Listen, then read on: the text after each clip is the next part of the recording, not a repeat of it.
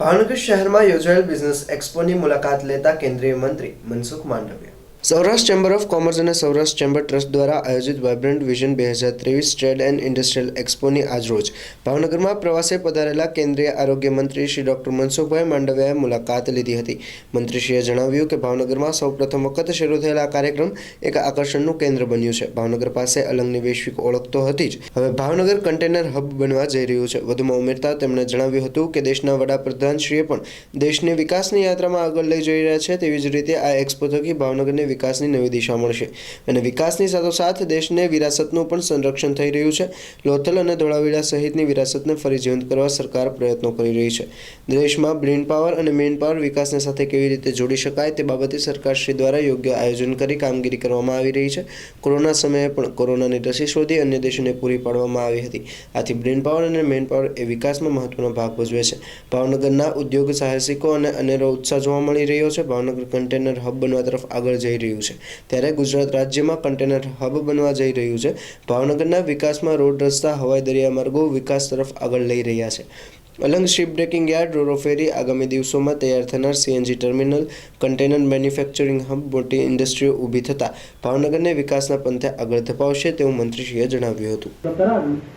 100 દેશની અંદર આપણે વેક્સિન લોકડાઉન હતું એટલે નેશનલ ઇન્ટરનેશનલ ફ્લાઇટ નહોતી ચાલતી, પરંતુ રોજ 5 થી 7 પ્લેન ભારતમાં લેન્ડ થતા હતા માત્ર દવા લેવા માટે. આપણે આ સારી મોડી સ્થિતિની અંદર આપણી પડખે ઊભો રહે, આ નિભાવે એવો દોસ્ત છે, દોસ્તીને નિભાવે છે, સંબંધોને જાળવે છે. એટલા માટે આપણા વેક્સિનની કિંમત $4.5 હતી. આપણે દુનિયાને $4.5 ની અંદર વેક્સિન ઉપલબ્ધ કરાવી. એક સમિટ ની શરૂઆત 2003 ની અંદર આદરણીય મોદીજીએ કરી હતી.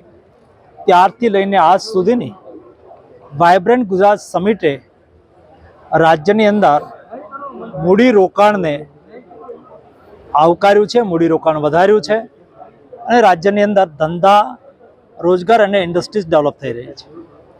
આ વખતની થીમના ભાગ સ્વરૂપ દરેક જિલ્લા મથકે પણ પ્રી ઇવેન્ટના રૂપની અંદર સેમિનારો થઈ રહ્યા છે.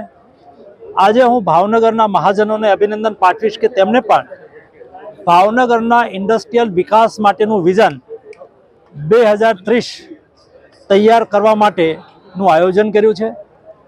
આજે એક્સપોની અંદર ભાવનગરની અંદર ટ્રેડિશનલ ઇન્ડસ્ટ્રીઝ, એમના એક્સપોર્ટની સ્થિતિ, એમના પ્રોડક્શનની સ્થિતિ વગેરે અહીંયા સમગ્ર ભાવનગરના લોકો જોઈ રહ્યા છે.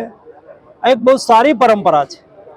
આ પ્રકારની વ્યવસ્થાથી ઇન્ડસ્ટ્રીયલ ઇન્ટરનલ કન્સલ્ટેશન થાય છે, વિઝન તૈયાર થાય છે, ચેલેન્જોની ચર્ચા થાય છે અને પાથવે તૈયાર કરવા માટે આ પ્રકારના કાર્યક્રમો એ બહુ આવશ્યક હોય છે. હું ફરીને ભાવનગર સૌરાષ્ટ્ર ચેમ્બર ઓફ કોમર્સને અભિનંદન પાઠવું છું.